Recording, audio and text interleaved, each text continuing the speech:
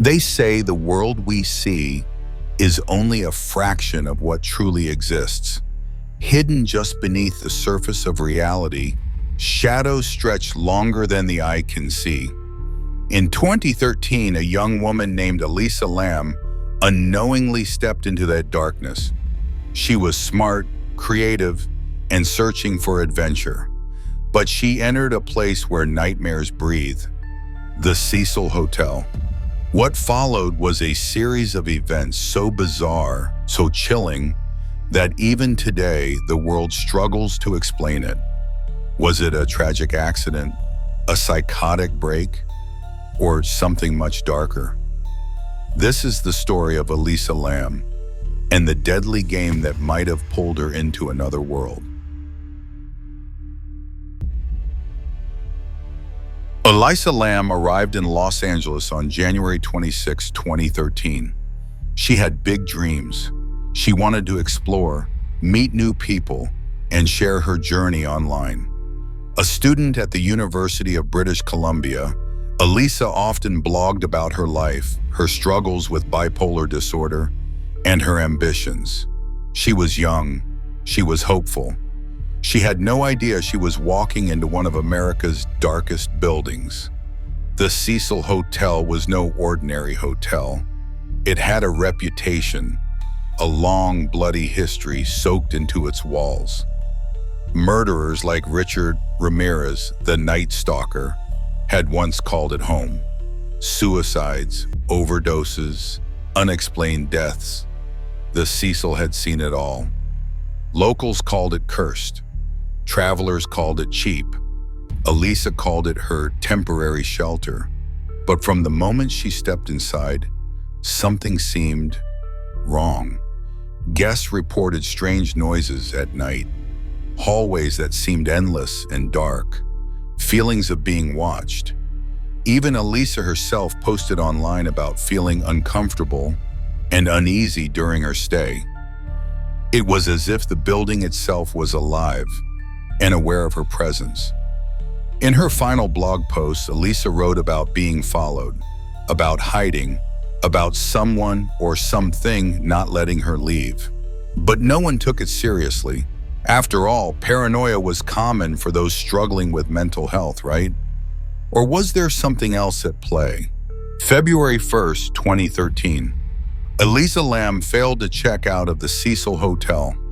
She had been in daily contact with her parents, and when she suddenly stopped responding, they panicked. The police were called. Flyers with her face went up across Los Angeles. Volunteers combed the surrounding neighborhoods, but there was no sign of her. The hotel staff said they hadn't seen anything unusual. Surveillance footage was reviewed, and that's when investigators found it. The last known video of Elisa Lam captured inside an elevator. What should have been a routine elevator ride became a scene of pure nightmare fuel. The video showed Elisa stepping into the elevator and pressing several buttons. She waited. The door refused to close. She peeked out nervously, then jumped back in. She pressed herself against the wall as if hiding from someone or something in the hallway. Her arms flailed, her fingers bent in unnatural ways. At one point, she appeared to be speaking, pleading with an invisible entity, and then she vanished. The elevator doors closed as if nothing had happened. The video went viral. Millions of people around the world watched, theorized, and obsessed.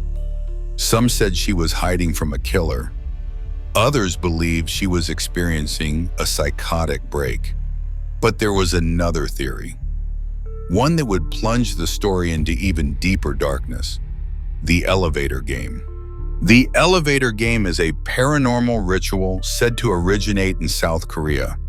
It promises access to another world if you dare to play by its twisted rules. The instructions are simple yet chilling. You must enter an empty elevator in a building with at least 10 floors. You must press the floors in a specific sequence: 4, 2, 6, 2, 10, 5. On the 5th floor, a woman may enter. She will not speak. You must not look at her. You must not speak to her. If you follow the sequence exactly, the elevator will take you not to the 10th floor, but to a shadowy dimension where the world feels wrong, twisted, and foreign. Many who claim to have played the game describe feelings of vertigo, disorientation, and a sense of being watched by unseen forces. Some never return. Was Elisa Lam playing the elevator game that night? Did she unknowingly open a doorway she couldn't close?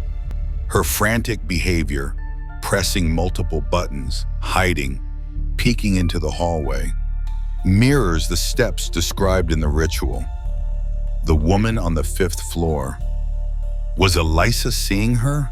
The Cecil Hotel has always attracted tragedy.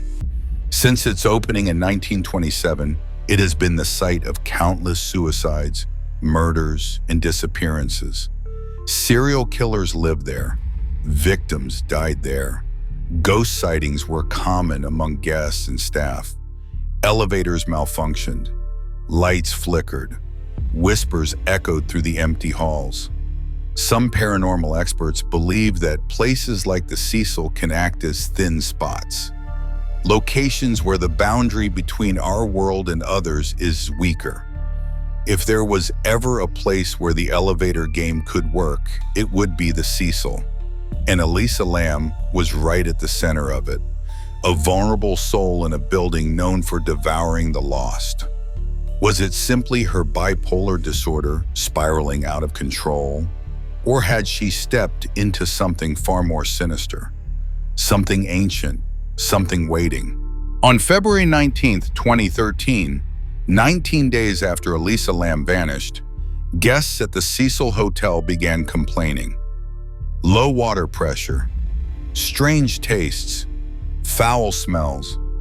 Maintenance workers investigated the hotel's rooftop water tanks. There, floating lifelessly, was the body of Elisa Lam. Naked, her clothes were found separately, sunk to the bottom of the tank. The tank's heavy lid was closed. The rooftop was locked and alarmed, accessible only by staff. No one could explain how she got up there. No one could explain how she entered the tank, closed the lid, and drowned without anyone noticing. Her death was ruled an accidental drowning, complicated by her bipolar disorder. But for many, that explanation only raised more questions. Why was she naked? Why were her clothes so far away from her body?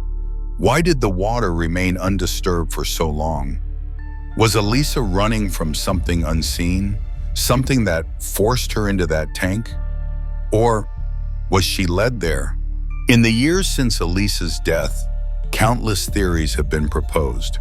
Some say she suffered a manic episode, lost touch with reality, and wandered to the rooftop. Others argue the hotel's dark history played a role, suggesting Elisa was the victim of something malevolent beyond understanding. A few point to human involvement: hotel workers, guests, even random strangers. But no theory fits all the facts neatly. The elevator game theory persists because it explains the unexplainable. The terror in Elisa's eyes, the bizarre elevator behavior, the way she seemed to interact with something no one else could see. Maybe Elisa didn't just disappear. Maybe she crossed into a realm she wasn't meant to enter. And whatever lived there didn't let her come back. Today, Elisa Lam's story remains an open wound. True crime enthusiasts, paranormal investigators, and skeptics alike continue to debate what really happened. Her name has become inseparable from the Cecil Hotel, a grim reminder of the building's cursed legacy. Netflix documentaries, podcasts, books, all try to piece together her final days. But some mysteries aren't meant to be solved. Some questions linger in the shadows. Questions like, was Elisa just another victim of the hotel's dark history? Or was she a pioneer, the first known casualty of a dangerous game that connects our world to another? Perhaps she didn't get lost. Perhaps she found exactly what she was looking for, and it found her back. Truth, they say, is stranger than fiction. Elisa Lam's story is a chilling reminder that sometimes reality twists into horror more terrifying than any ghost story. Whether you believe she was the victim of a tragic accident, a hidden killer, or a forbidden game, one thing is clear: there are doors in this world we should never open. And Elisa Lam might have opened one that can never be closed. Sleep well tonight, if you dare.